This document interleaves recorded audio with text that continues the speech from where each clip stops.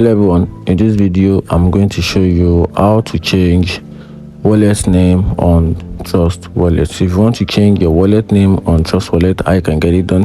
You might have different wallet with different specific option, and you want to name them accordingly to their functions of the purpose you create them.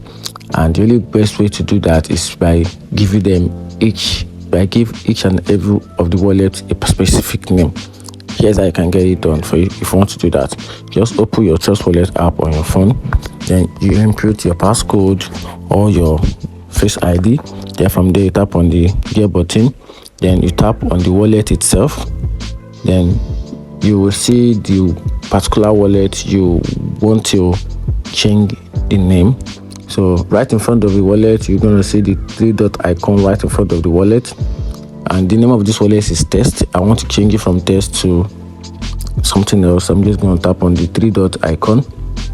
Oh, sorry, made a mistake. Tap on the wallet, then I'm going to tap on the three-dot icon right in front of it. So the name option will specifically show. Then from there, you can change the name from what you have to a new name. I'm just going to use Nema Vibe. Then I'm going to tap on Save. And that's it. If you find the video helpful, like and follow for more. Thank you.